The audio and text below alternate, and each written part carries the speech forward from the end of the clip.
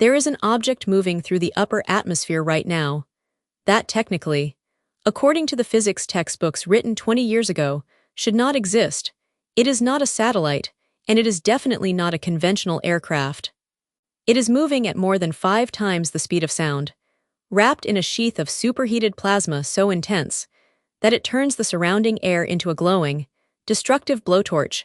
At these temperatures, metals don't just weaken.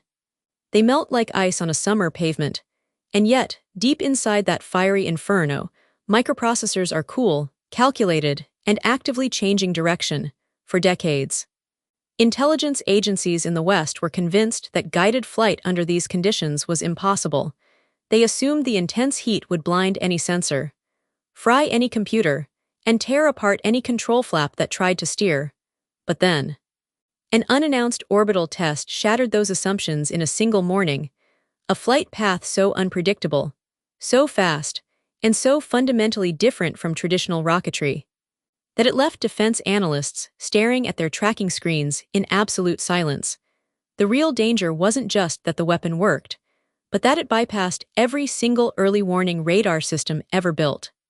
Without firing a single weapon at them, to understand how an engineering impossibility became a global reality, we have to go back to a quiet room in Virginia where the math simply stopped adding up.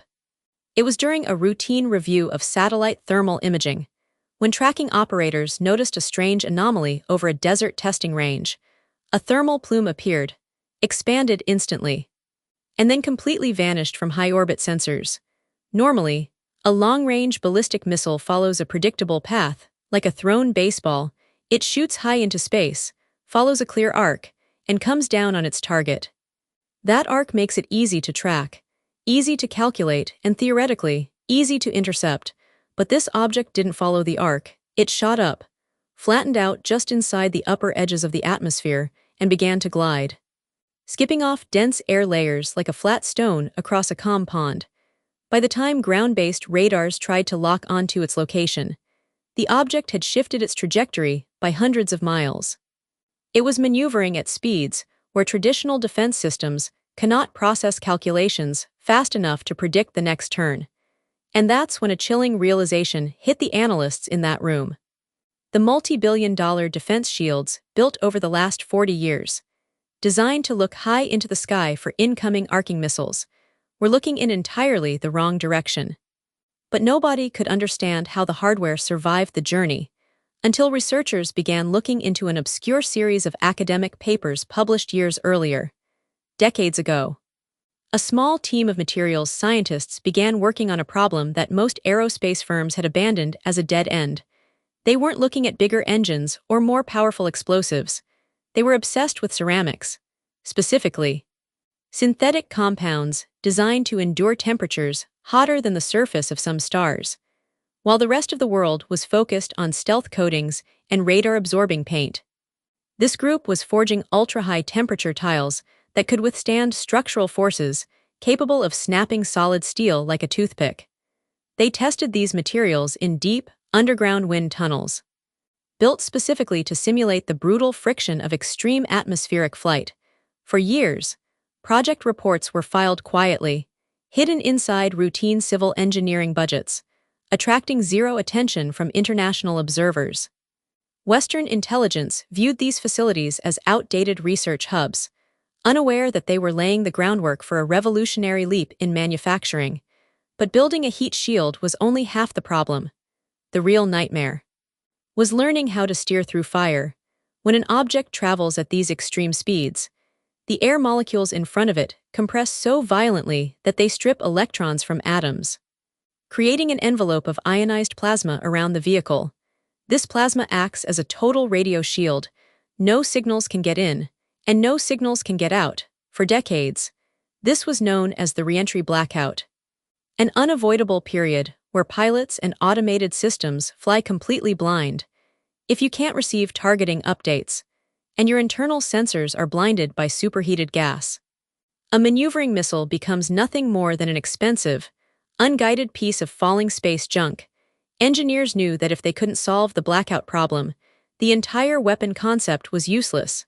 So, they stopped trying to punch signals through the plasma envelope and started using the plasma itself by developing precise electromagnetic field generators inside the nose cone.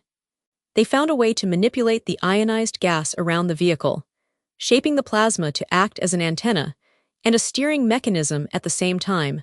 The very barrier that kept Western systems blind became the guidance tool for the new weapon, and that's exactly where everything changed. In the late summer of 2021, a test launch took place that caught global defense communities completely unprepared. A rocket lifted off, carrying a payload into near-orbital space, but instead of dropping back down toward a target, the payload detached, flew around the globe, re-entered the atmosphere over an entirely different vector, and glided down to its test grid. It wasn't just a high-speed vehicle. It was a global-range, highly maneuverable, untrackable glider. Military planners had built entire defensive doctrines around the idea of distance. They relied on aircraft carriers, floating airfields protected by an impenetrable wall of radar, destroyers, and interceptor missiles. The logic was simple: keep the enemy at a distance where they cannot reach you, and you control the ocean.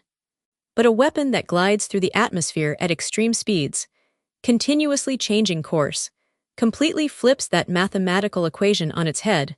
A multi-billion-dollar warship, designed to project power across thousands of miles, suddenly faces a threat that leaves commanders with less than 45 seconds to make a decision once detected. The math behind this shift is brutally asymmetrical.